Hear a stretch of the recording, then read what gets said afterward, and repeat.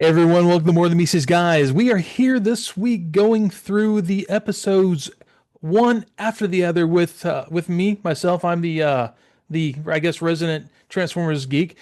We have Ed here who knows Transformers, but it was never something he got into when he was younger. And we have Jehu with us again, who is the third fate, as it were. You kind of came back to it, so you're familiar. You grew up with it.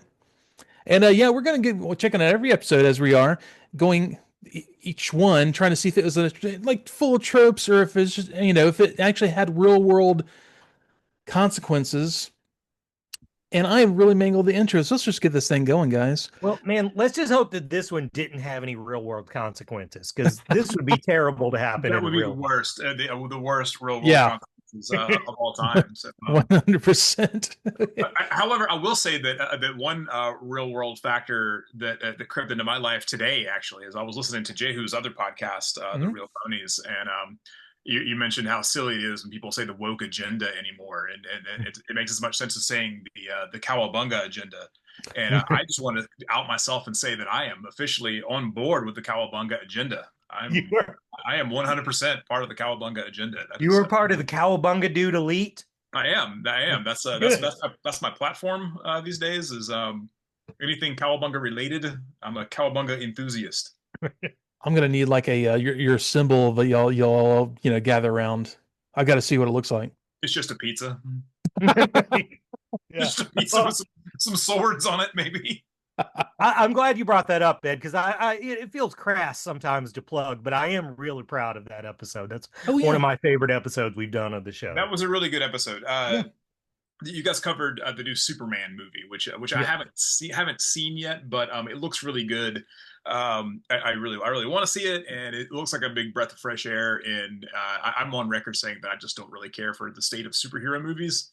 Mhm. Um, because I think a lot of them are kind of overwrought and really boring, and they waste too much time with superheroes not wanting to be superheroes. And Oh yeah. you guys said in that bit, they're like, man, there wasn't as much like Clark Kent in this as I thought there Mm. would be. And I'm like, that sounds amazing. That's Right. Superman doing Superman stuff the whole time. I want to see that.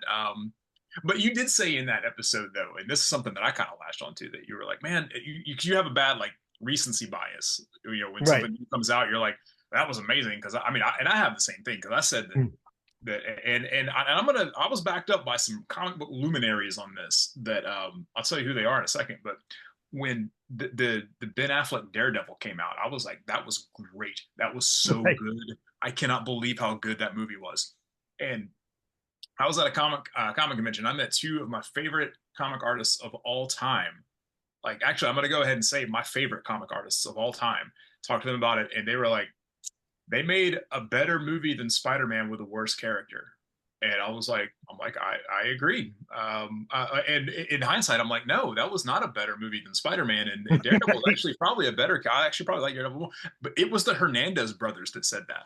It was That's Jaime nuts. Gilbert Hernandez said that. That is nuts. Yeah. I mean, I will say this about Daredevil. We did an episode about it not too long ago. I don't know when, time is a flat circle, but it is so like if you want to remember a time, watch that movie. It'll remind you of that time. It is the soundtrack. It's that time where the 90s are done, but we haven't quite figured out what the oddies are going to be. Yeah, I've said before that really the most perfect '90s movie actually is Mallrats, because Mallrats is a movie that when it came out I loved it. I was like, this is hilarious, and it kind of Yeah. speaks to where I was in my life at the time.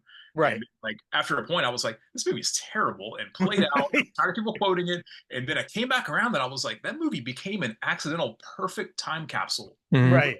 Oh of the yeah. '90s. Like Richard Linklater couldn't make a better like look back movie at the '90s than that movie was at the time. I mean, Kevin Smith is a great way to prove to white dudes that representation matters. Because like we just loved those movies just because that was us on screen. Yeah, yeah, because I mean, like all of us like worked bad jobs in the mall. We all like, it was the most important thing was to go to the other mall and buy stuff you didn't need. Right. Um, Stereograms in the window.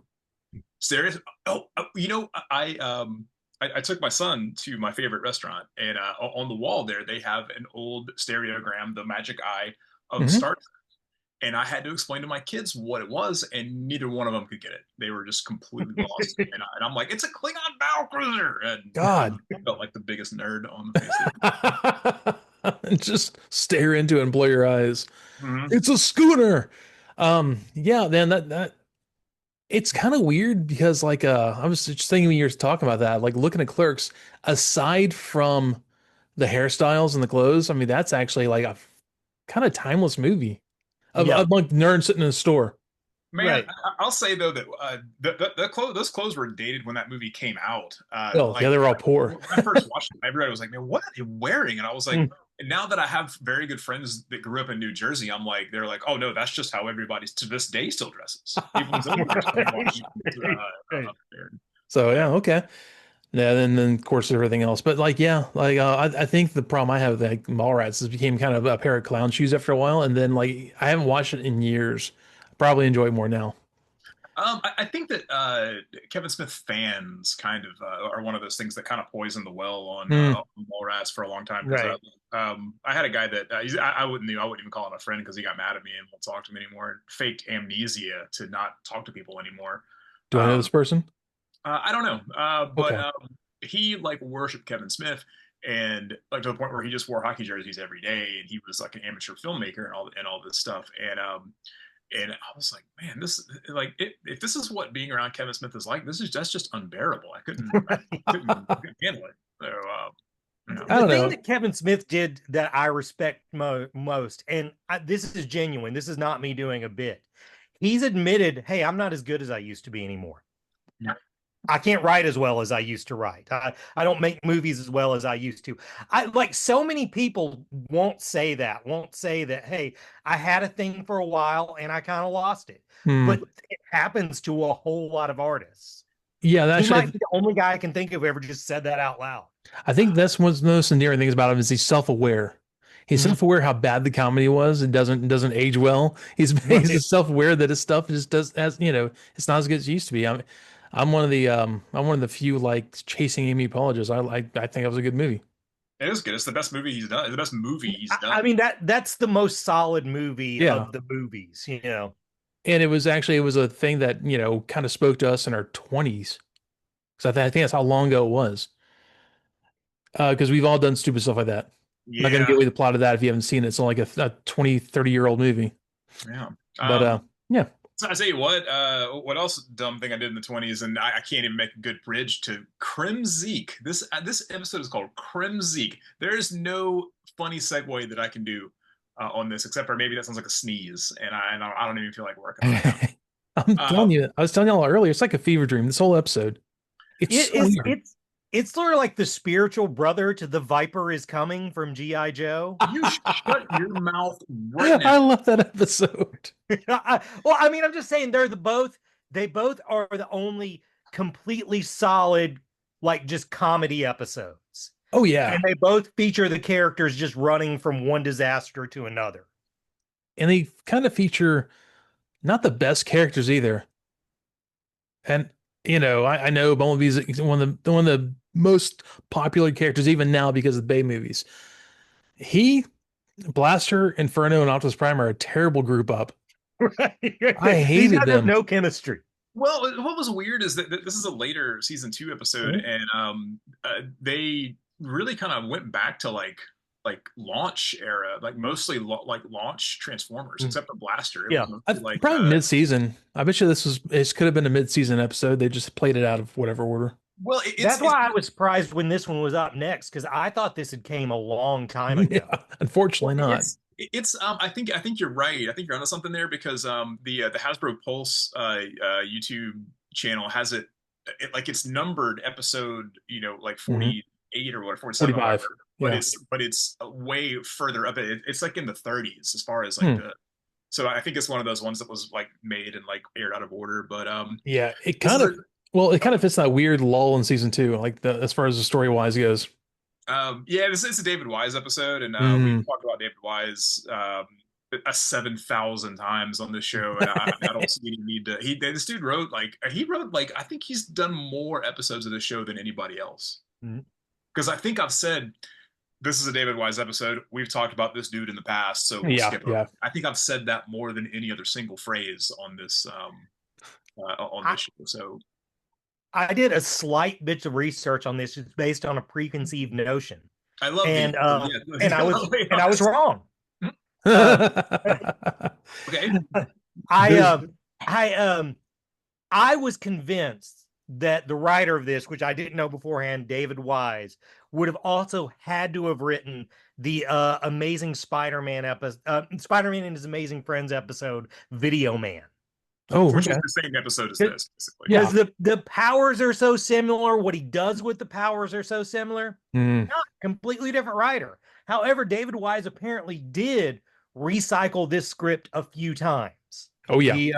He did it on He-Man, he did it on Turtles, he did it Mhm. on some show called The Mighty Ducks that I just found out today. There was a show called The Mighty Ducks. The Mighty Ducks, yeah. like the hockey thing. And no, you would think Oh. that, but no, they're more like TMNT Ducks. Really? I think I they never- might have still been in some way inspired by the Mighty Ducks movie because they kind of look like the logo on their Oh, okay. Okay. shirt. Huh. But yeah, my this had son's nothing to wearing do with Ducks Video shirt. Man, which was disappointing to me because I love Video Man. Well, I'll tell you, you're straight on there, man. This was recycled from David Wise writing for He-Man's episode Day of the Machines. This is the same script he recycled in the Transformers Day of the Machines and Microbots. So this is a recycle 3 times episode. Right. So just give you a little hint there how bad it is, but good. I'm really intrigued by this Mighty Ducks thing though, because there was a period where I really liked Turtles knockoffs.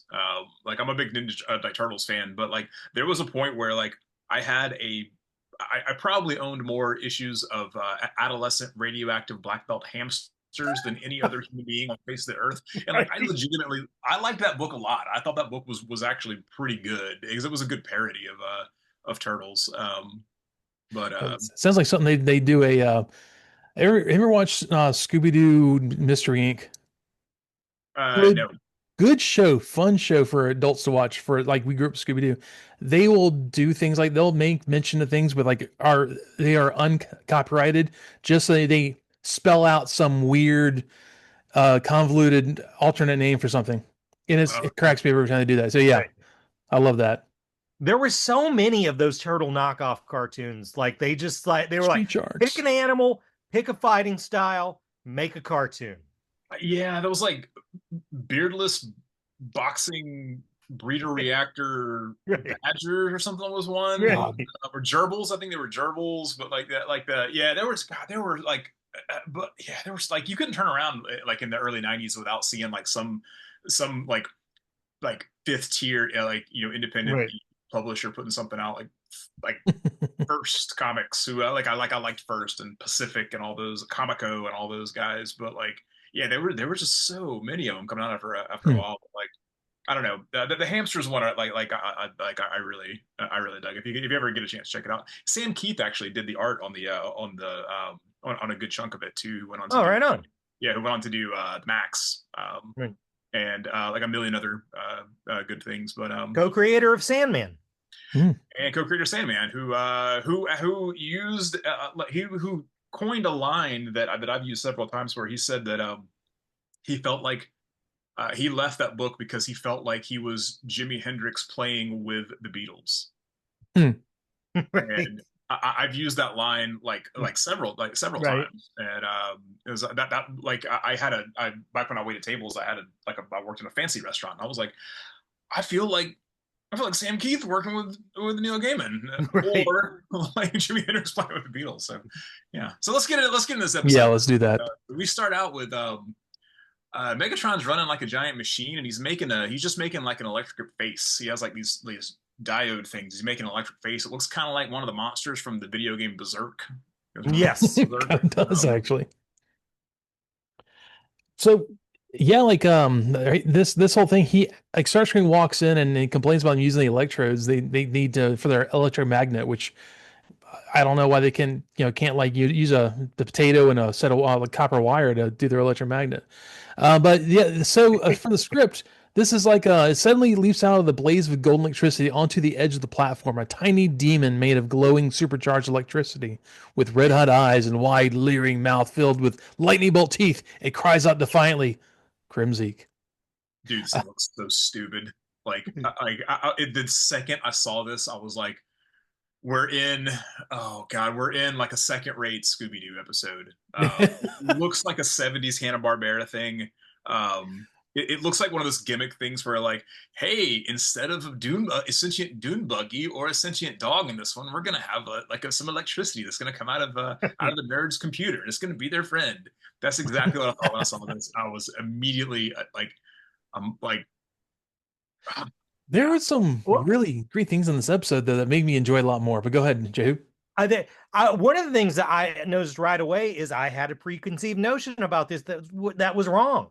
I thought this Kremzeek was stuck in the Pokemon quandary, which is, is the only thing they can say their name, or are they named after the only thing they can say?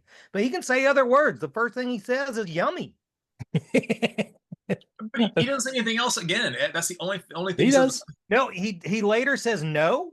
Oh, that's right. That's right. And he also says choo choo. He says choo choo, correct? He's like, like a 3-year-old. We're gonna get into that. So man.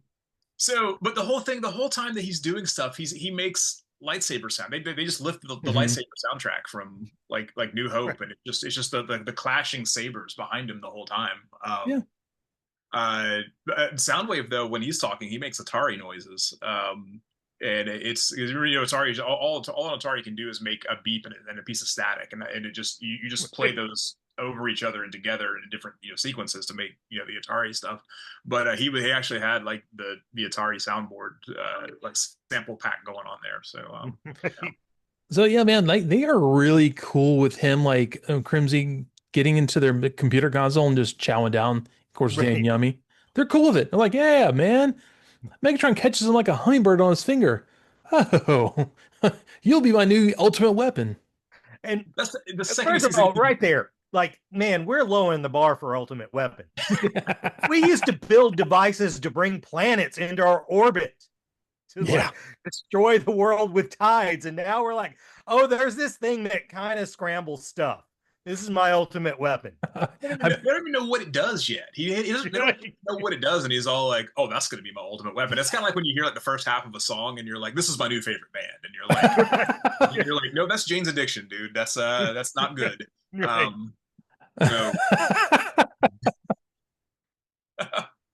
So, so they put him in a box. They put him in like a VCR basically, and it's like they made a Faraday cage all of a sudden out of circuits. Right. Yeah, yeah. So, but he tasks Thrust with dropping him off, which is like the most spotlight Thrust has ever gotten in this show. Really, not wrong. It's like, hey man, hey buddy, I have a special mission for you. Come here. Like not any of them could have done this. Megatron could have done it. He can fly. But he flies up on like the Ark, the Autobot base. He's so close. He could have just flown into the door, and they don't know he's there. They need a ring camera. Man, here's what I thought today, and I don't know why it took me to this episode of the series to think. Why have the Autobots never considered a door? Oh, we have talked about this. Okay. In season 1, we talked about the door, and I think every episode. Like, I feel like a door could fix like 60% of their problems. Well, I mean, they have, and they even touch on this in this episode. They have like the what I call the villain cam or the hero cam, where you can just turn on a giant screen and you see a place and the camera follows around or whatever. And I'm always like, how do they do that? But they explain how they do it in this episode, and I'll get to that in a little bit. But the thing is, I'm like, you got a radar? You got a jet flying at your door? He was 5 feet from the door. Like if that happened now, my dog would be going insane. If it was like a robot airplane outside my door. God, yeah. They need a little chihuahua living there. Right. So he drops the thing off, so Kremzeek hops out of the VCR, and then he jumps into a camera. Into a security camera. Like, could you have angled it up to see a jet flying at your like? I wonder why that jet's flying over here. It's like an old fixed camera from like an old hallway, like it would be like something from War Games where you have like a big box camera sitting up there on the top of the ceiling to catch anyone who happens to walk by it. You got the Metal Gear Solid cameras Oh that play. God, yes. Yeah. Yeah, so he bounces around and goes to the camera and it comes out of the screen where Optimus Prime is watching this whole thing happen. So right now, I love the fact that we're completely leaving physics out of this. He goes from the camera through the hero monitor, the giant CRT. It's fine. You assume it's all wired together. He's electric. It's kind of like Electro in Spider-Man. He can Yeah. he can touch like a wire and then he Ah. can just teleport wherever because he turns into electricity. But I blinked and I missed it. What's that? I literally blinked and I missed it. I go back and watch it again. Like it's been a long time to watch this episode because it's not good. Spoiler. So I haven't watched this in a long time. I was sitting there typing a notes. I'm like, whoa, why is he in there with Prime? And I go back, like, oh, because I did blink. Literally, he went through the camera. Okay, cool. The wire. It works, but Yeah. but Sparkplug. Sparkplug. Where's he been? Where has he been? He's been getting a new career. He's been journeyman in something else that he only has like 3 or 4 careers. But yeah, so he goes through the keyhole. It's like a little like touchpad thing to open the I guess to open the door or whatever. Goes right through it like it's nothing, like a light tunnel. Pops out, and there is like God, it's jazz, it is hoist or moist, whatever you prefer, and it's smokescreen with spark plug out there. So one day we'll have Ed come back, but the My dog I know. will pop the door open because it I doesn't know. latch doesn't catch. So he pops the door open, and so I close the door, and then I'm like, "Oh, well, come in," and he's like, he'll just stand there. Yeah, And he's a then I'm like, dog. okay, so I'll close the Yeah. door, and then the second I sit down, he pops it open again, and back and forth and back and forth. So I have to just like basically drag him into. He's like a cat in a I- closed door. I had some animal interference earlier that I wonder if the audio is going to pick up, but I thought I had sectioned myself off from all the animals. But my one cat who has a voice like this came in the room and said that to me 4 times and then left. So I hope the microphone picked that up. Maybe we'll check it out. No, so yeah, he goes in there and Sparkplug's hanging out with those 3 guys, and Right. I mean, the one thing in the scene that stood out to me the most is that is not Scatman Crothers. Man, the thing is, okay, Ooh. the 4 most recognizable voices in this: Yeah. Prime, Megatron, Starscream, and Jazz. Yes. I know there's parts where voices speak out of other things, and it's just things were done in a hurry. That's fine. You can't do that with Jazz. You can't have some redneck come out of Jazz's voice. It does. It sounds like Ironhide trying to do jazz. Yeah, It's terrible. That's what Inferno has. Inferno always sounded like that? Because I think I was like, he always has kind of a southern vibe, but in this, he's really kicking like a sort of Slim Pickens kind of thing. He was about to start right. writing a country song while he's going around the bass singing stuff. His twang and the things he was saying, like he's composing country music. Right. So Kremzeek he's jumping from he's jumping into the Transformers now and making them go haywire. But you know what though? Okay, let me get back to my dog for a second here. Okay, you know when God, this might just be me, but you know when you take your dog for a walk and he poops, sometimes he gets a little piece of poop stuck to his butt, right? Mhm. Or a lot of times, like everybody in my house has long hair. Like all of us have long hair. So my dog ends up like ingesting hair a lot of times. So sometimes when he poops, it's like a piece of poop, and it's chainy. It's like nunchucks. It's like Ninja Turtle with like a piece of hair, right? And it's stuck, and it frustrates him, and it freaks him out. He doesn't know what to do, right?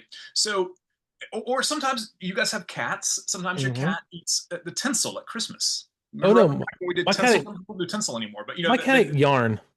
or I had to get scissors. So, but it comes out and it strings the poop together, right? So when this happens, they freak out and they sit down and they stand up and they sit down, stand up, and they go in circles and they sit down and they stand up over and over again. And that's exactly what Smokescreen was doing here. No, transform back, go to circle, transform back. And he looked like he was trying to get poop off his butt. before he does that though, he's like he puts Sparkplug between him and Kremzeek. He's like, "You first." He did. And Sparkplug tries. He grabs it. He's like, "Oh, I've got this energy demon in my hand. Cool. And then it's actually, oh, I'm electricity. Let me start shorting, and shocks him. And he says like, boy, don't fool around with electricity. But subtitle says, boy, are fool around electricity. So here we go for lesson for today. And what was there was did you remember there was like this electrical mascot during the 80s? I think it Oh, came on WGN a lot. that little dude, that skinny dude with the I pulling think on so. What was in his name? Do you remember? inside. Yeah, I don't remember. Like Okay. Mr. I think it was There, Mr. there Sparky. was also a local one for Gulf Power, but I can't remember his name either. He had like a Yeah, big it's like, round nose. No, And it was Louis the Lightning Bug was the oh, Louis the local. Lightning oh, Bug. Yeah. what about that dude? Oh, you forgot? Well, I remember it now, and now I remember all the songs too. The "You Gotta Obey What the Signs Say." Remember they had the Louis Armstrong Yeah, guy. It's yeah. stuck in my head now. Thanks. Don't put the key in Sing the it, Louis. plug. Yeah, so that happens. We get a little lesson on electricity. And then Smokescreen goes to having the poop on his butt. You guys watch the now. Watch it now. With that, you're only going to see poop on butt now. The evil thing is he finds a wooden table somewhere in this giant ship that's crashed into this mountain where metal creatures live. He finds a wood table to hold up in front of him. And I'm like, not a terrible plan, but it burns right through it. You know? You know what? That kind of maybe answered a question I always had about Spike and Sparkplug, though, Huh? which is, do the Autobots keep snacks around for those guys?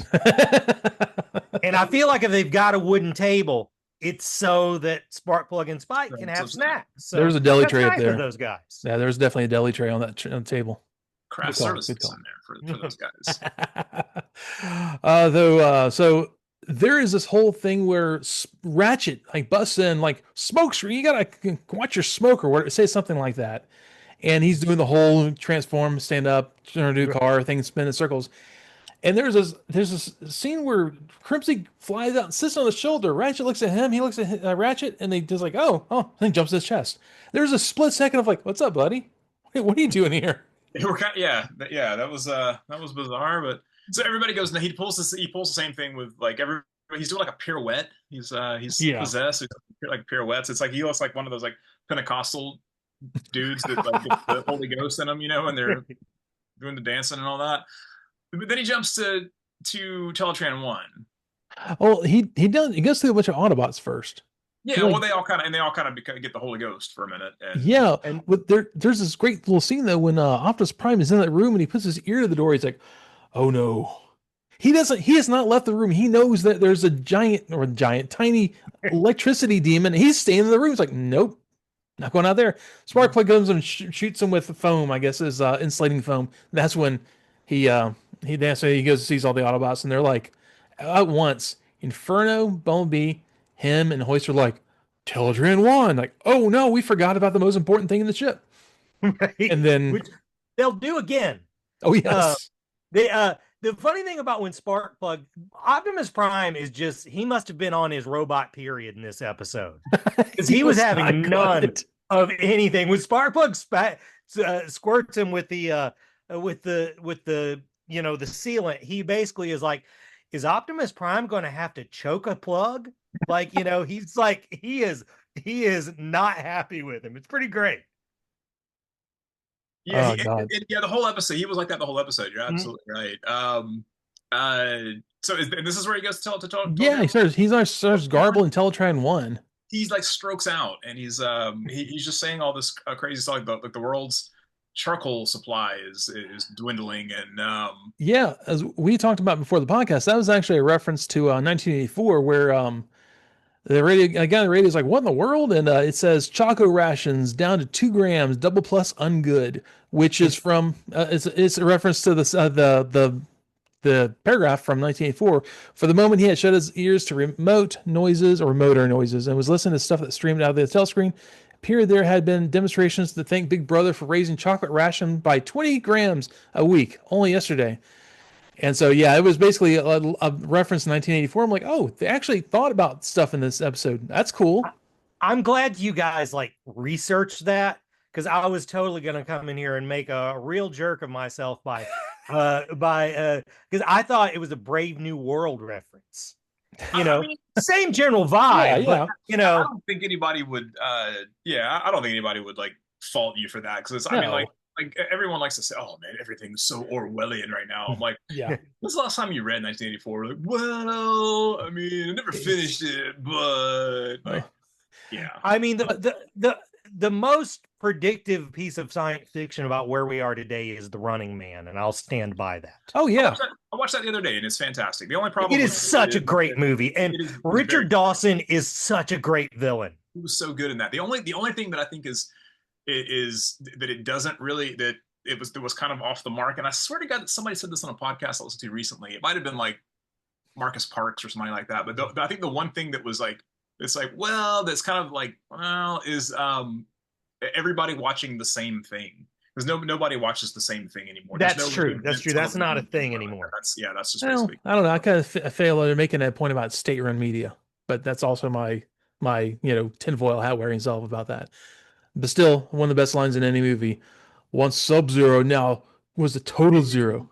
Plain zero. Plain zero. Plain zero. Yes. Every time I hear that, I like I I made smile. that joke the other day talking to you guys because Oh, you did.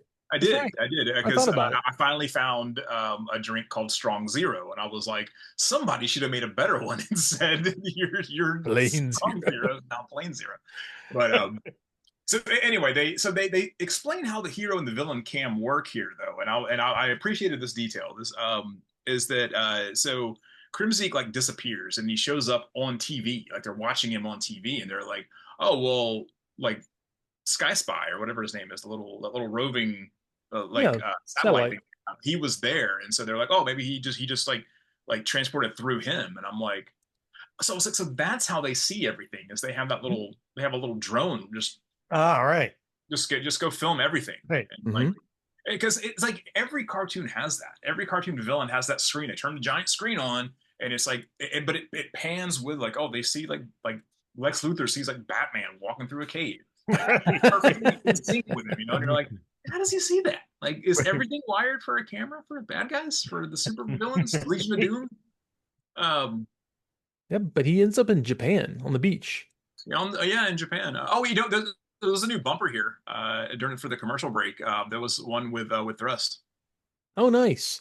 that I had never seen before. Yeah, there was one with was it Astro? Was that his name? Astro, little green Astro Train? spaceship. Oh, Cosmos. Cosmos. Cosmos. That one's one of my favorite bumpers. Oh yeah, he think lands on I'm- a planet, turns upside down. Yeah, that is. I think I've seen that one before, but I had never seen the one with Thrust, so that was pretty cool. Yeah, I don't need to see him anymore because I watched so many times, so that's kind of cool. Kremzeek's voice is officially on my nerves at this point. I am done with this dude, and I need him to go back into the VCR. So they're in Japan, and they're chasing him around a little bit, and he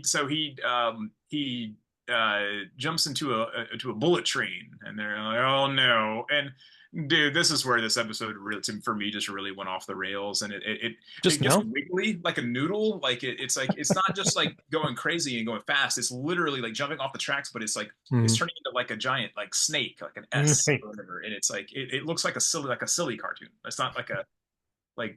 It turns into more Hanna-Barbera is what it is. Yeah. Like when you rev up the car and it stretches out whenever you hit the gas. Is what it was real silly. I did not enjoy this. So it takes off, and Optimus Prime and them they're gonna stop it. So they go. Optimus Prime goes. He goes to transform, and he goes, "Hang on, like." Brother, they're all cars too. Like they can also drive, and so they all hold on to the trailer. I mean, Blaster is the exception, but yeah, Bumblebee there. Bumblebee can go just fast. Like, Blaster is a boombox that can go in the cab. Right? Yeah. Why didn't he just change into a boombox to get in the crowd? He could have enjoyed the ride.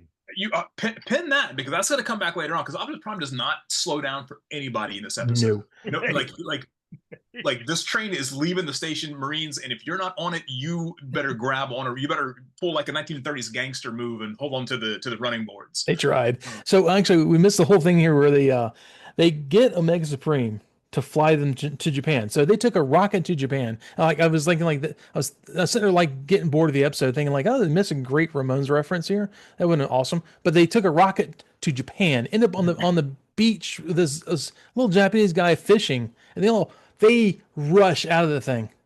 Yeah, yeah. They This was a total like, hey man, just put him in the episode so we can. Like, we haven't seen him in a while, and we need to move that yeah. toy because it's like $100 and nobody's buying it. Well, but they hold the whole thing where they're like, okay, we got him. He's here in the sand, and they all of a sudden realize like, oh no, we didn't spray Mega Supreme. You didn't spray your taxi to Japan, and so he flies like, oh Mega Supreme, fly! And he flies, and Kremzeek catches him, of course, and does the whole corkscrew thing into the sand. And he crashes into the sand right where he took off. Right Yeah. where he took off. And then he jumps into, and then he gets into the bullet train. But yeah, no, so we're back up to where there was this arcade that hold on. There's more before the arcade though. So Optimus Prime in this never has a plan. Like earlier on, they were 100% like, does what not. are we gonna do? He's like, I don't know. Like I'm not worried about that. What I'm worried about is this. And now they're so he's pulling like the Wile E. Coyote, and they're like, Optimus, what are we gonna do when we catch the bullet train? And he's all like, I don't know. I haven't had time to think of a plan. Like, brother, you were made of plans. That's the whole thing. That's the whole thing with like, even if your plan is just transform and roll out, he's always got that. That's right. like that plays into something later on in the episode. I don't know if you remember or you caught it or not, but it was so patronizing. I think I know what you're talking about, and it's rude. Wait, oh yeah, so Kremzeek jumps off the train. He's like looking around, kind of disappointed. He sees a Walkman. Somebody carrying a walk. There was a little inner segment here of the Decepticons, and a giant spiky ball came out of the ocean. Yeah. It was like a Warhammer weapon coming out of it. It was like it looked like a morning star. Came out of the ground. It was like a morning star.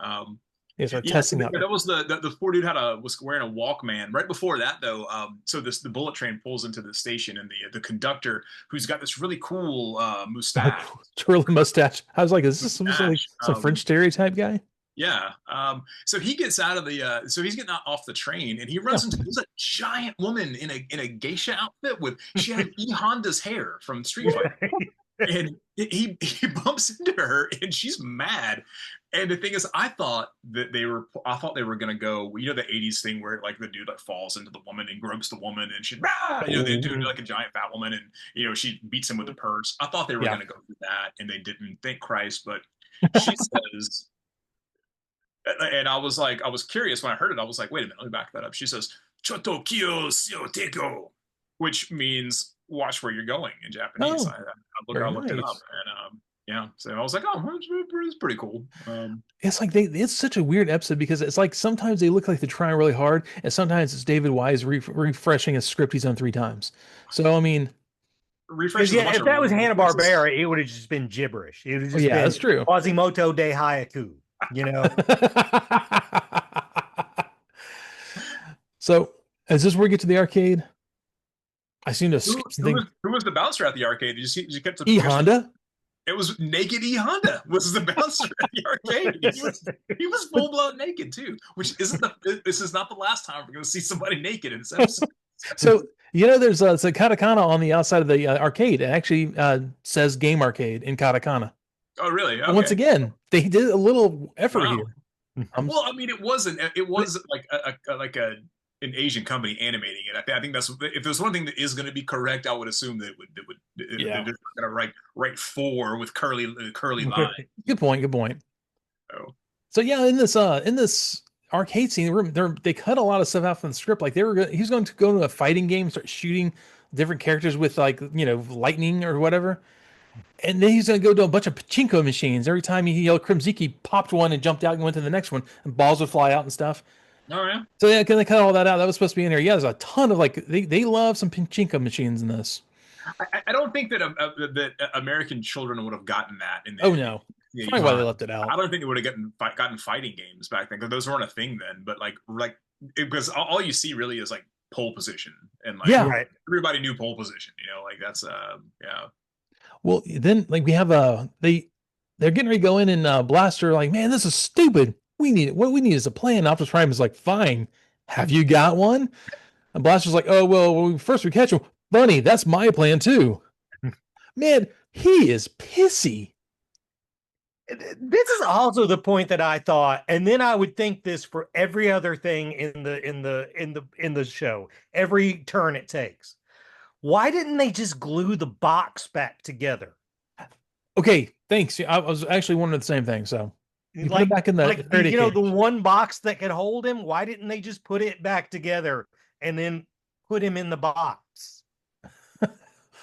There's also like a refreshment stand where like apparently a pretty Japanese girl in a waitress uniform ducks off as Kremzeek bounds in, diving behind the counter. An instant later, Bumblebee runs in and the drinking dispenser blows up and showers him with orange soda. And then does the same thing with the popcorn machine. So at least we didn't get all that. Yeah. I mean, that's just like some clown shoe stuff from like an 80s. Actually, it kind of feels like something you'd see on the Monkeys TV show. I love the Monkeys TV Oh, show. I do too, but Um, yeah, it's not this. no. So they end up going into Crimson goes into a an electronics company A and bull in a china shop. well in a china shop. Yeah, because I'm like, oh, that's the worst place you can be. But this is just a factory that all they make here is red television sets. And, Yeah. which is cool, which is very cool because back in the 80s, Sony had a whole line of red electronics, and they're cool. Like that, like they have like a full like stackable like rack stereo system that was Mhm. it was all red. I'm like, where did we go wrong? That everything became like because you had like in the 70s you had like silver, everything was silver, and that was pretty Yeah. cool with the wood Yeah. grain on the side. That was cool. In the 90s or in the 80s, everything like in the mid 80s, everything got black, and like Mhm. and that's it. And then like there was like that brief period, before at the last gasp of stereos where it was like brushed aluminum and light, Mhm. like the maple. That was that was real nice. But yeah, where did we go wrong? Red, it was so cool, and Mhm. like give me the clear back. The clear. Remember the late '90s when every Nintendo variant was clear. You know, you can Yep. get like clear orange and clear green. Give me that. Why can't my laptop? Apple, give me a clear laptop. That was cool. Well, They made clear computers back then too. yeah, the clear apples, and now Apple is just everything looks like it's on the Death Star. Yeah. Like or also remember those clear phones that had neon in them that would light up Mhm. when they would ring? Oh yeah. Dude, Why don't I have a cell phone that's that? dude, when I moved out on my own, that was the first thing I bought. Was I went to Radio Shack and bought that, and I was real mad though that with the neon, you had to have a separate plug for it. I didn't have an extra plug there, so I could either plug in my answering machine or the neon. No, that's I had to have I had to have an answering machine. Make a So, choice. yep. So yeah, they go in there and they see all these exploding TV or no, microwaves and like I don't know what else like it was, but he was going through like a line of microwaves blowing them up as well. Yeah. Like they got into like the manufacturing arm thing, and they're all in there looking around trying to figure it out. And um, I would say typical Japanese scientist engineer guy comes down the stairs. He looks just like the guy, like kind of like the guy. Sorry, from the episode with the ninja robot ninja. The ninja, the ninja bot, but Yeah, it gets man like so of it's course bad. he's very honored to meet the Autobot. like I'm the like, oh Uh, my just like the god, first thing he says. It's like a Sunny episode or something. It's like Charlie trying to talk to a Japanese person or something. no, It's so I got embarrassing. this. well, No, they don't. kept calling him Yoshikawa-san. Optimus Prime called him Yoshikawa-san the whole time. I'm like, this is like some like long duck dong bullshit. Like, oh wow, I just dropped the first S bomb on this episode, or on this entire show. Hmm. Yeah, it was real, but it was real. Like, oh god, are It you was kidding bad. me? And like this is like, and I'm like, it's 85 and all that, but like, man, I If guess my only this is 5 years are just like, man, this ain't gonna fly. Like, Well, I mean, the thing is, Long Duck Hong at least got a laugh. This got a laugh from no one. This didn't get a laugh from a 4-year-old. and if this was the most racist thing left in the show, I'd be okay, with you saying that. no, No. it's not. I'm surprised he didn't pull out a No. samurai sword or oh, I'll pull out my father honorable shuriken Oh. Oh, Chinese stars. Optimus Okay. Prime son, I must kill myself for my honor. No, no, nothing like that. I'm glad. So yeah, he Blaster comes up with this plan. He's going to use, or no, Dr. Yoshikawa or Yoshikawa-san uses, said, hey, we should try something else. And Blaster's like, I got radio waves. We can do this. And he transforms and like starts doing concentric radio waves out towards him. Starts shooting lines out, yeah, circles. Yeah, yeah. And the Kremzeek doesn't like it, but starts going, like approaching, getting a little closer and jumps in. And then we get, you are crazy. Good thinking, no Oh, bad thinking. So, so the subtitles were though good freaking and bad freaking. So what I want to know is why did Blaster's protective coat just go away? I don't know. I was It wondering the same wasn't on thing. it wasn't on the inside because he opened up the cassette hash. Oh, I gotcha. They Well, only sprayed on still the outside. later it will go away. Yeah. Well, Yeah. yeah. And the point you're talking about, Jehu, is there was a really nice. They dropped a little. This is coming later. If you blink, you missed it's it. Chekhov's Kremzeek. It is. It totally is. But if you blink, you miss it once again. Hmm. Oh, so Starscream. They all gather the small, Kremzeeks all together. They at the power plant, and then it forms all a giant one.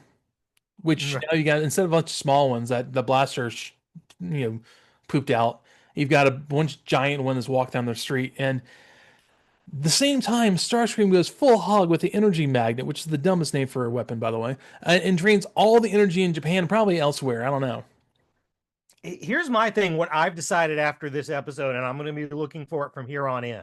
Mhm. Bumblebee's a double agent. He's a spy. Because he immediately knows it's called the energy magnet, which is a dumb name no one should think of. He did get reprogrammed in one episode. Maybe he was never... immediately like, this is like some kind of energy magnet. Oh, really, Bumblebee? Is it like some kind of an trademark? Some kind, yeah. It's like in like Conan stories when he's like, "What manner of sorcery is this?" I'm like, "Does it matter? Just like, is that going to help you if you know what kind of sorcery it is?" Some kind of energy magnet. Speaking of sorcery, they're all low in energy blasters, like it's 200 miles offshore. Really? Is Sky Spy up there telling you where it's at? He's got like the sonar, the radio waves or whatever. Does he? Yeah, you can figure it out. Like, it doesn't matter. It works. Dude, Optimus Prime, once again, he needs to go somewhere, so he transforms and he just like burns rubber, and like Dr. Yoshikawa jumps onto the side and grabs onto the handle while he's just like, he's probably going 30 miles an hour. At least. And yes, he like Blaster's like, hey, how about we go and we take Kremzeek and send him back to Megatron with that radio tower over there. This is when Optimus Prime's very patronizingly says, Blaster, you finally came up with a plan. It's like, isn't that sweet? This was before that. This was before that though. Or if I was Optimus Prime, I mean, if I was Blaster, I'd be like, plans are your job, fool. Like, I play tunes and sometimes rhyme. No, I think we skipped ahead a little bit because there was some cool stuff here. Oh. There was there's like a bunch of Kremzeek. Kremzeek like splits into a bunch of little ones. He turns into tribbles. Oh yes. He starts coming out of Blaster. Yeah, but they're coming out of a billboard that has a giant neon woman on it that winks. Like she's just like, it's like the like the two different neons, and it's like whatever, like, which I really miss those kinds of signs and billboards. Those were very cool. It was 100%. In Pensacola, we used to have a giant one over on the west side that it had a giant can of Coors on it, and there was like a smoke machine in it that looked like you were opening a can of beer, and like the fizz was coming out of it. You guys remember this billboard? Vaguely. Yes. I grew up in Warrington, so it was over in Warrington. Yeah, I grew up in Warrington. It was in Warrington. It was really. Yeah, you guys have any favorite billboards? Any cool billboards? Man, I don't know. I hate the one that had that lawyer's office. They put Santa hats on them on the interstate. I know I hate that one. You know what I'm talking about? Yeah. Well, there's that one lawyer one in Pensacola that has a giant action figure on it. He's like a 20-foot tall action figure. If you're going. Oh God, I haven't seen that one. Yeah, it's I can't remember exactly where it is, but yeah, I see it all the time, and you see it, and you're like, oh, there's just a giant dude painted on there. And you get closer, and you're like, wait a minute, that's an actual dude. It's like a giant statue of this guy. God, that's terrible. No, I can't even think anything special that jumps out at me anymore. I've gotten so desensitized with LED billboards. They're just like, there's no imagination anymore. Probably cheap as hell. Yeah.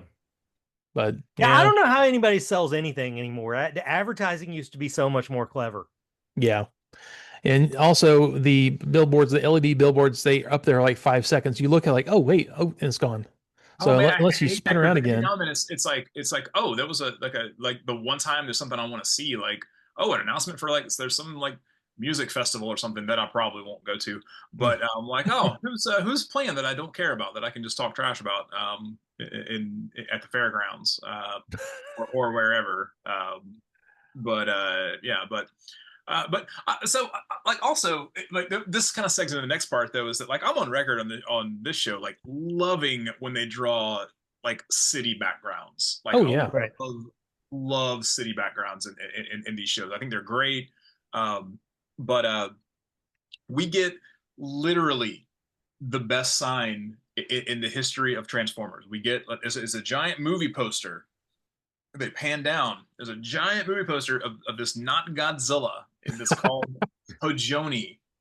And dude, this poster has a giant, like fat Godzilla. It's like the dragon from like the D&D movie. This dude is he's fat. I mean, he's corpulent. He's massive. He's got a Right. big gut and is hanging over a building. He's so fat. And there's some dragons flying around him, and this is cool. And he's breathing fire in a city, but like the fire segues into like this poor victim of raising his arm up, so it's like melting the guy's arm. And like, but there's like to the left of this, there's like a man and woman, and like she's made out of clay. Like her face is just looks like it's just like clay that's been outside all day long, and she's just everything's drooping, like she's had a like double Bell's palsy or something. And oh, dude, this dude's glasses are like he's from like Eraserhead or something. He's got the thickest glasses on. He's like Molman from The Simpsons. This Right. is crazy. But across from them, there's a full blown naked woman on this billboard. Naked woman on this billboard. How I is did this? not catch that. I'll go back and watch this. Like I had to pause it. I was like, man, that's a Godzilla billboard. This is cool. But I was like, the more I looked at it, the more I was, there's a naked woman. She's in like that like you know when you see like a tiki woman, you know, she's on that on the beach, you know, she's like, you know, kind of got her back to the camera, you know, and that, you know, like it's demure, but it's Right. still she's just full blown naked, like it's like a copper tone ad or something like that, like Yeah, like, but I'm like, so it's the second naked person I've seen in this episode. Like, Right. it's much better than E Honda. this is much better than Honda. Like I don't have time for a 100 hand slaps. So, but they pan down in this movie theater. So there's a lot of people coming out that just apparently they just saw Hojoni. They just saw this movie, and there's a lot of people coming out of this movie that I don't think should be there because they're clearly in Japan, and these people are not okay. So there's Oh, okay. So there's like a guy with Rick Hunter's haircut coming out with a blonde woman, and like okay, like okay, maybe you know whatever. But there's a couple. There's like a man and woman would both have red hair. They've got big red hair. I'm like, Right. but then there's another blonde guy. It's like kind of the people up, and half the people here have blonde or red hair. Like I don't like what's going on. What's going on here? What? Why are they there? What are they doing there? okay. Like I'm not saying that you can't go there. I'm not saying that but like, but I'm like that many people speak Japanese that they can go enjoy a monster movie. I gotta wonder what the notes were on this. Like, okay, it's Tokyo, but this is gonna be for Americans, so make sure they can feel themselves in this. Like, oh yeah, we'll just draw Right. American people. There were a lot of guys that had Rick Hunter's haircut though, and that was actually pretty cool because like Rick Hunter has a really good haircut. Like, Yeah. Oh yeah, that was a real cool hairdo. it does have something for him because he was kind of terrible at the beginning. You At the beginning, I said the beginning. He wasn't Admiral Rick Hunter until later. Yeah, and this is about where the whole, you know, Optimus Prime, like Blaster tells him to plan. Optimus Prime, like, whoa, good job, you got a plan all by yourself, kind of Right. attitude.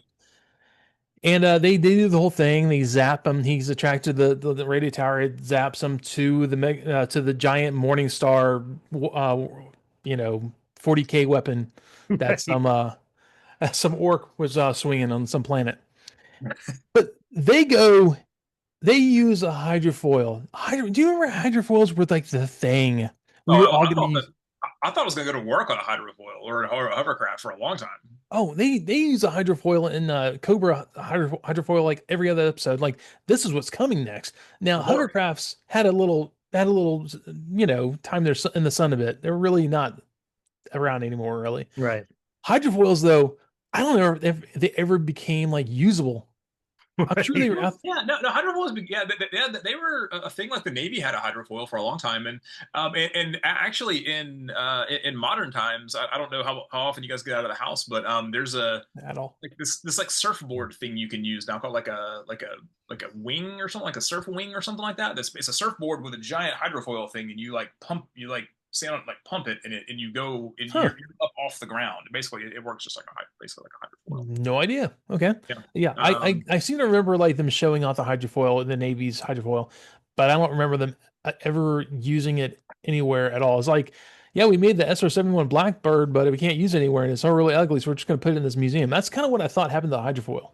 There was one, and I almost kind of hate that I know this because I ended up watching a documentary on it one time, but the Navy had one called the Tucum Carry is the name of it. It's a hydrofoil that they used for like reconnaissance or whatever. Well, all I know from sunboat shows, everyone had a hydrofoil and everyone A lot of used one. hydrofoils, a lot of hydrofoils. Everyone. Right. But So, so Kremzeek got real sad here, though. This was kind of funny, but are we going to talk about how well Kremzeek got like giant? Are we going to talk about how like I think he's supposed to have like an electric tail, like a lightning bolt tail, but the way he's drawn, he's real flat.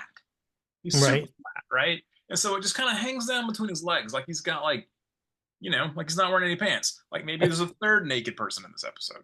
Right. Maybe it's And Chris. so are you giving personification to the like electricity demon monster? Good He's job. more like a gremlin. It kind of is actually.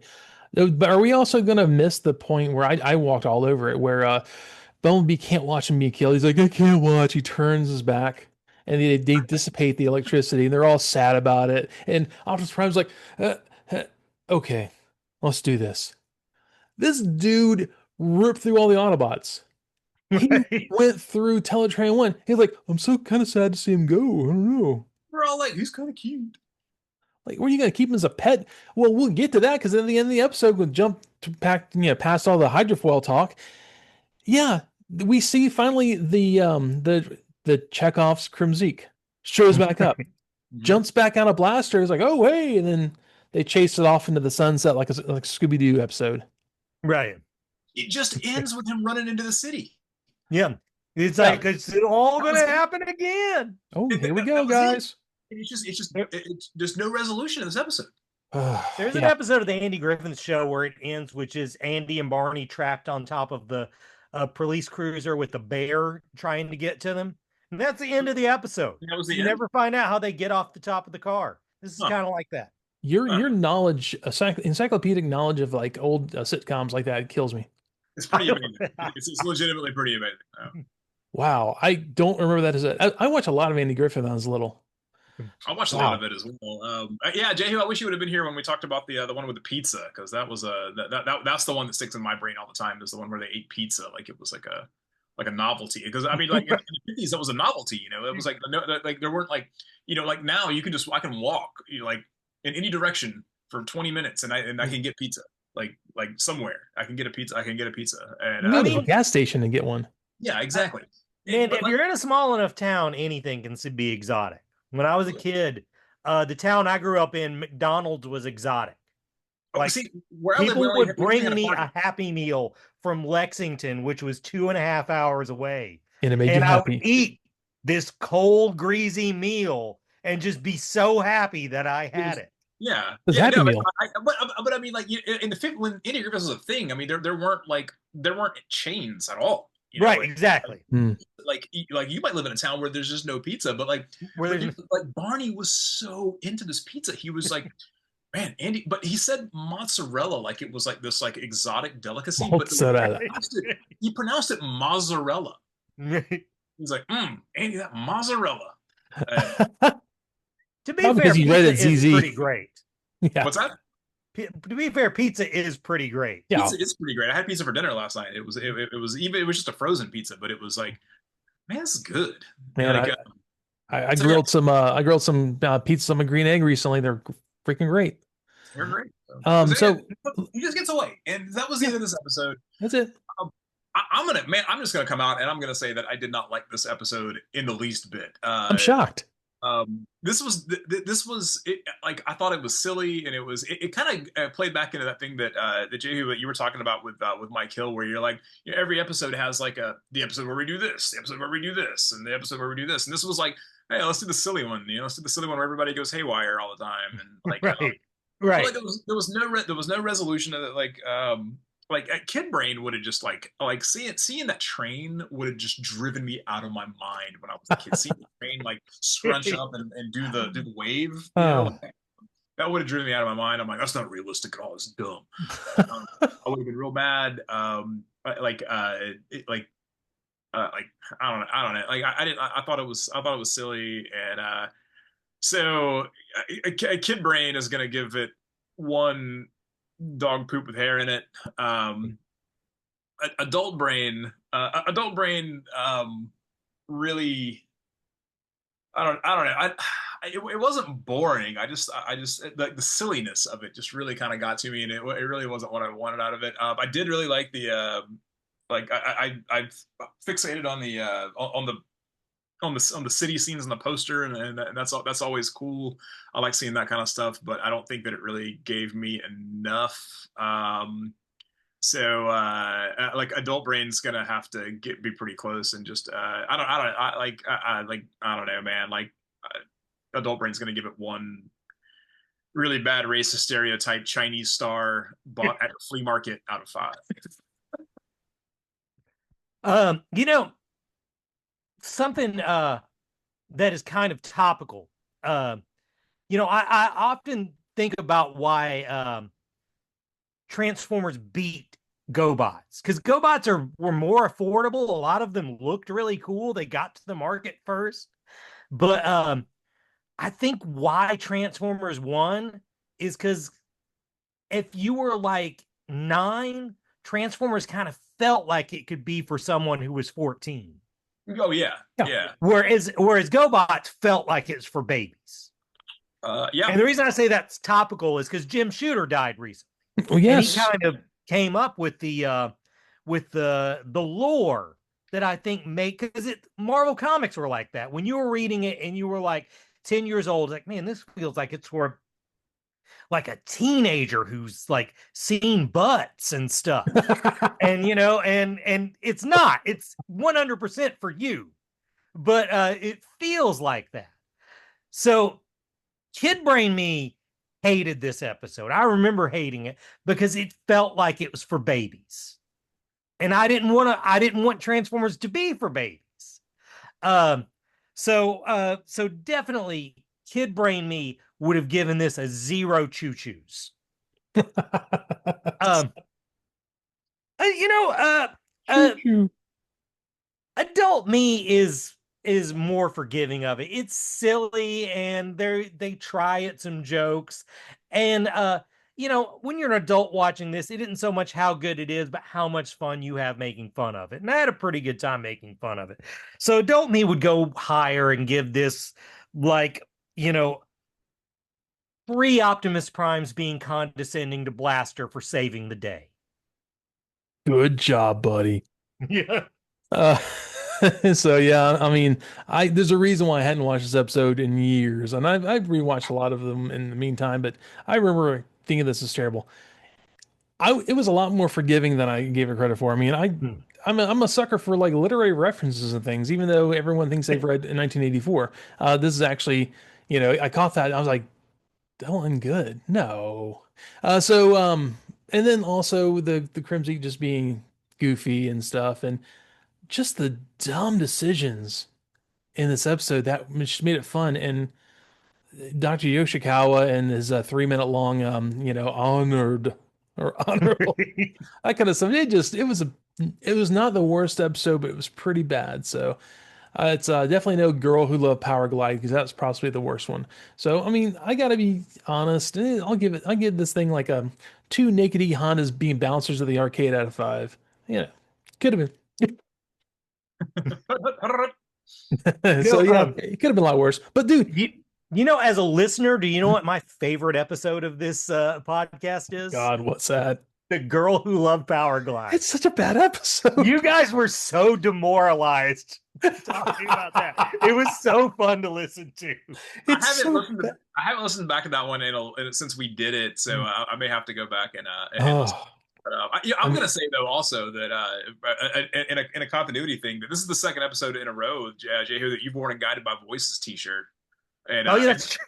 And that's pretty cool because I'm a big fan of Guided by Voices, but I hate it because like you wore that Pollard throws a no-hitter one when we did Mike Hill, and I've always wanted that shirt, and then I was like, well, Jehu has that shirt, so I was like, maybe I need to get a GBV shirt because they were my favorite band for a while, and I was like, the one with the boxers is pretty cool, and now you're wearing the one with the boxers on it now, and I'm like, I just can't buy I can't buy those shirts because now I'm like he's already worn it. Well, I mean, because now it's like if I would wear that shirt to a show, but like most shows that I go to, Jehu's also probably going to show up, and I'm like, well, first of all, if I go to a show, I'm always going to be wearing a cowboy shirt.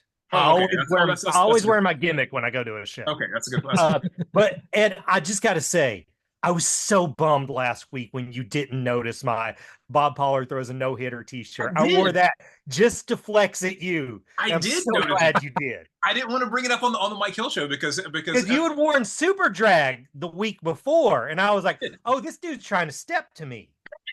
So that's why I wore the Bob Pollard Throws a No-Hitter. So, but see, what's funny is that we were the shirt that I bought that Super Drag shirt at. Like we were at that show together.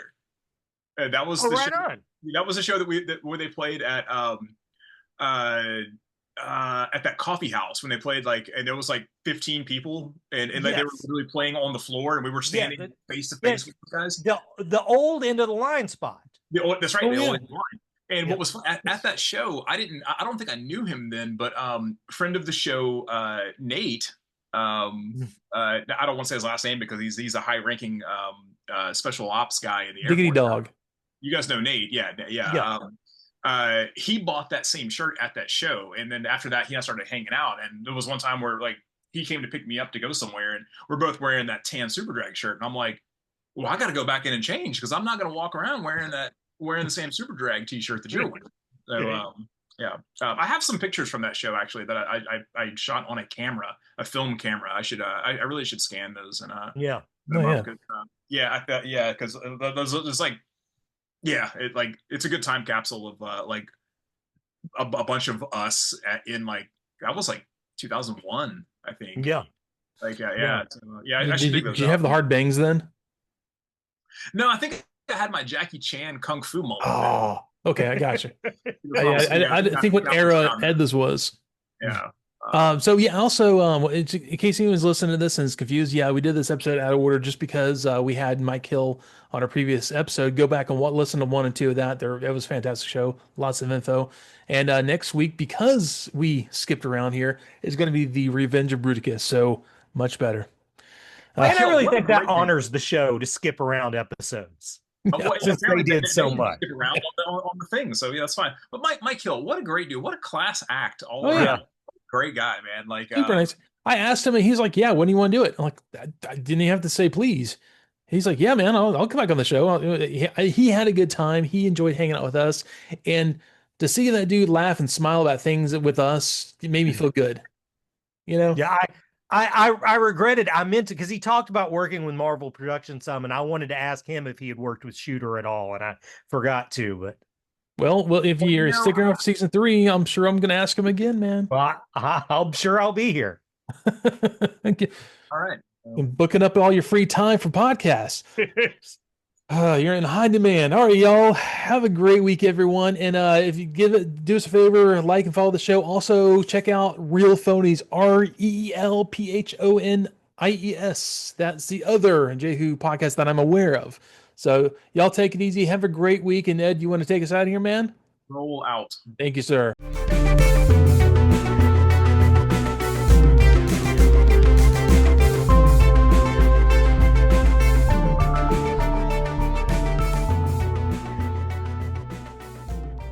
More Than Meets These Guys, a Transformers podcast, is performed by Evan Johns, Boo of the ExcellentUnderground.com, and Ed Strickland. Research is done by Evan Johns, Boo of the ExcellentUnderground.com, and Ed Strickland.